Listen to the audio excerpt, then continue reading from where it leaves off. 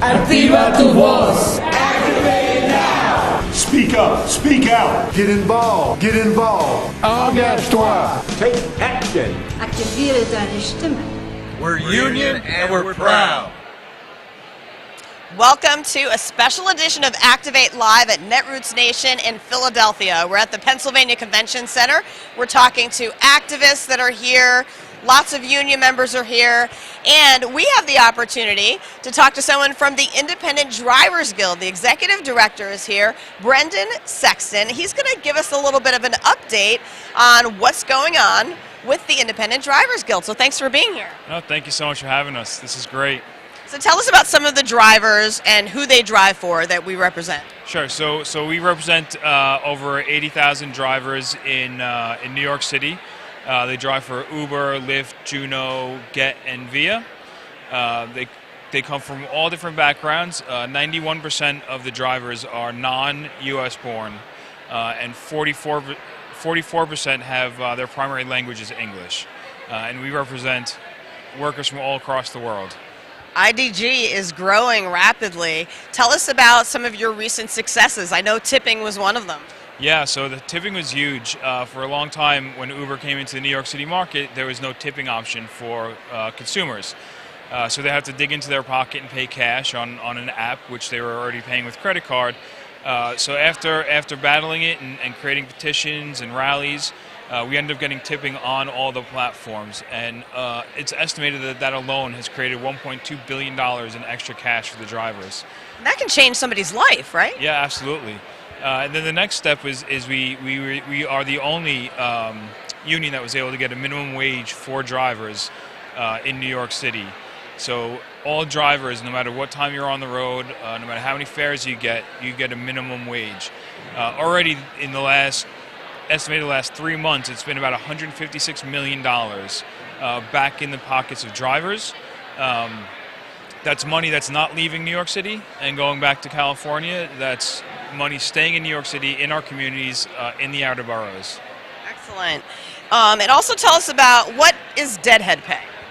So deadhead pay is when a driver has to take someone, say, to the airport in New Jersey, from New York City into New Jersey, and they can't pick up a ride on the way back. So they end up driving back alone, and it's costing them gas, money, and tolls to get back. So one thing that we fought for again was to make sure that the driver completing a job for the employer doesn't come back empty-handed and is losing money on the ride. Now, we talked about the growth a little bit. What if someone doesn't live in New York City and they're interested in the Drivers Guild? Sure. So there's definitely interest all across the country for better pay, for a better life amongst the drivers. We've recently expanded into Connecticut. We just have a new chapter. We've recently expanded into New Jersey with a new chapter. We have interest up in D.C. and in Boston, Massachusetts, and it's not a New York City specific problem. Drivers all across the country are having that. I think we saw that on May 8th when we had the big Uber rally across the country. All these drivers across the country are fighting what we already have for in New York City: the minimum floor pay, the deadhead pay, benefits. Things that we've already fought for and won here, and we're just going to make sure that New York City stays the guiding light and the beacon and continue to make the industry a better industry for all the drivers. Right, so New York City is the flagship, but who knows where it can go from there? Absolutely, yeah. All right, how can someone get in touch with you if there's a driver out there that wants more information? Sure, so we have a very interactive website, drivingguild.org. We have all our contact information up there, or info@drivingguild.org. Somebody will get with you right away. If I can plug one more thing, we also in the First of the Nation have a mental health program for drivers. Unfortunately, there's been a spat of suicides because of the financial burden that's been caused in the upheaval of this industry. So we're the first in the nation to create a mental health program specifically for drivers, and we've already seen over 300 people in the last 3 months for this, and we just want to make sure that folks are out there, and that's also on the website. Thank you so much for stopping by here at Netroots Nation. Good luck, and we'll be in touch. Come back anytime, okay? All right. Thank you so much. much. Thank you so much. That was Brendan Sexton, Executive Director of the Independent Drivers Guild, representing drivers who are at Juno, Via, Lyft, and also at Uber. So they're getting calls from all across the country, and he did mention that there is a new chapter in New Jersey, a new chapter in Connecticut. They're hearing interest from DC and Boston as well. So we're talking to people here at Netroots Nation in Philadelphia at the Pennsylvania Convention Center. This is a very large convention of about 3,000 people. There are lots of union members here. We also have the AFL-CIO here, and there are also state federations and labor councils here.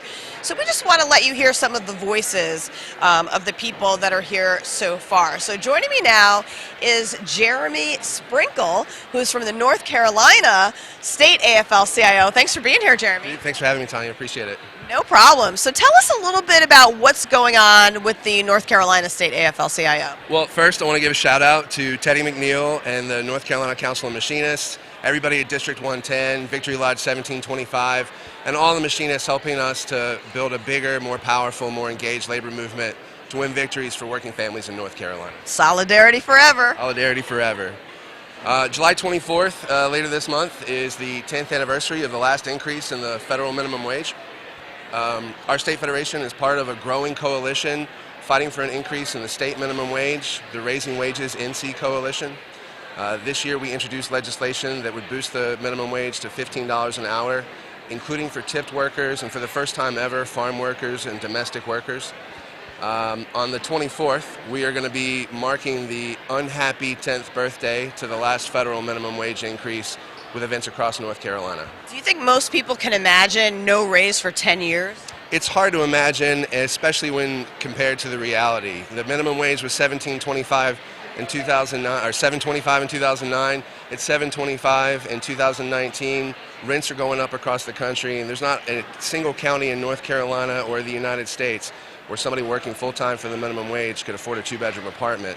So it's clearly time to raise the wage, which is why we're also supporting the federal Raise the Wage Act. And I'm glad you're including tipped workers in there because it's been even longer for them. It's been a very long time for tipped workers, and it's frankly shameful that we allow sub-minimum wages to exist at all in the United States. Something else you're working on is a Workers' Bill of Rights comic book. Tell us about that.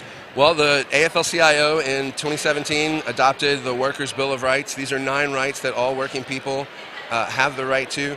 So I'm talking about a good job with fair wages, a safe job, freedom from discrimination, pay time off with flexible, predictable scheduling, quality health care, the ability to retire with dignity, to exercise our freedom to join together, to have a voice in democracy. We were very fortunate to have a paid intern in fall 2018 and 2019. Yiming Zhao, with a graduate from Duke University, is a talented illustrator, and I've been working closely with her on a project to illustrate the Workers' Bill of Rights. 9 episodes, 1 episode for each right in the Workers' Bill of Rights, and we're hoping to roll that out soon. That'll be great. So we look forward to it. Keep us up to date on it. Absolutely, and just a quick shout out to anybody who wants to support the fight for a minimum wage increase. You can call your member of Congress. The number is 1-866-426-2631. Say that one more time. 866-426-2631. Call your member of Congress. Tell them to raise the wage. $15 an hour. Let's get it done. All right. Thank you so much. Thanks for having me. No problem. Jeremy Sprinkle. Jeremy is with the North Carolina State AFL-CIO. If you're just joining us, feel free to join the conversation. You can like, comment, or share. You can like on our Facebook, comment on Facebook. You can hit the reply button on Twitter. You can join us with live chat on YouTube. So join the conversation. Let us know what you think about anything that Jeremy just said, about what's going on about raising the wage in North Carolina, or if you were listening to the interview earlier with Brendan Sexton from the Independent Drivers Guild, and if you're a Lyft driver or an Uber driver, any app-based driver, just join the conversation and let us know what you think. So we have several guests here at Netroot Nation. We are joined now by Mari Lopez from National Nurses United. Thank you so much for being here, Mari. Yesterday, there was a rally and a march that was just outside the Pennsylvania Convention Center. Tell us what that was all about. So this was a rally of a lot of allies who are participating here at Netroots Nation around the possible closure of the Hanneman Hospital. It's a public hospital that's been in this community for many, many years, decades in fact. It's a hospital that's been embraced by the community. They see it as their own. It's been taking care of families and their children and their children's children. So there's a lot of love, warmth, and sense of pride and ownership over this community hospital that's now being proposed to be sold to the highest bidder at a for-profit price.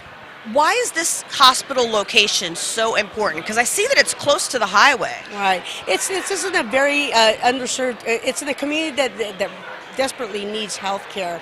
There's a lot of homelessness. It's in a community of color area as well. There's a lot of businesses as well, but there's a lot of folks here who have found a sense of home, community here as well. And I think the hospital acts as an anchor for many of these folks. And it's really important that it continues to provide those services again and serve as one of the anchors for a community with very little resources. And I think you all were mentioning yesterday that there's a trauma center in there, right? That is correct. That is correct. And we heard with the endless patient stories around how they entered into the hospital very sick and they were healed and were able to walk out of it.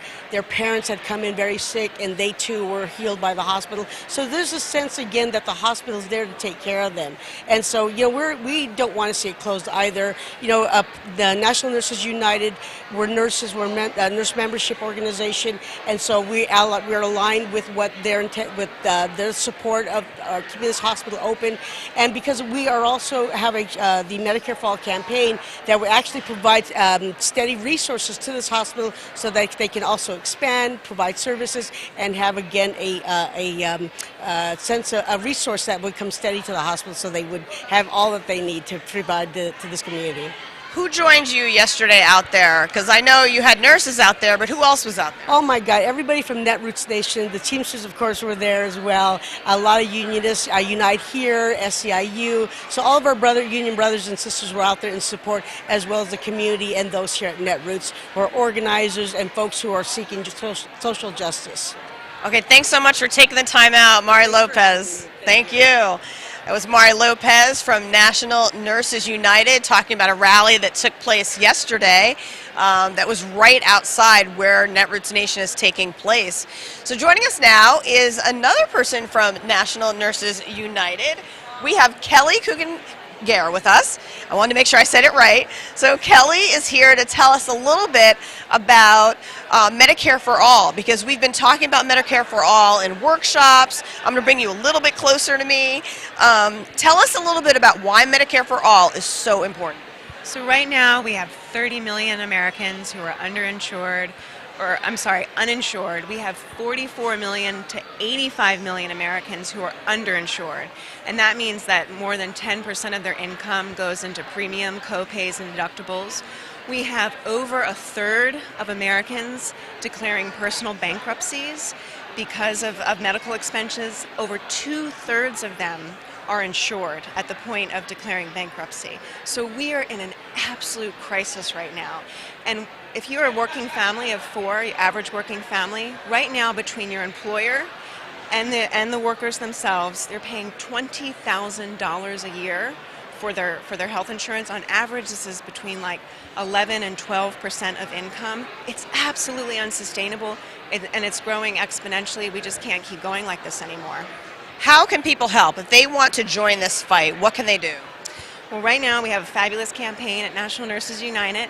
If you go to Medicare4all.org, we can get you out canvassing on the doors. We can get you texting supporters and driving phone calls into Congress.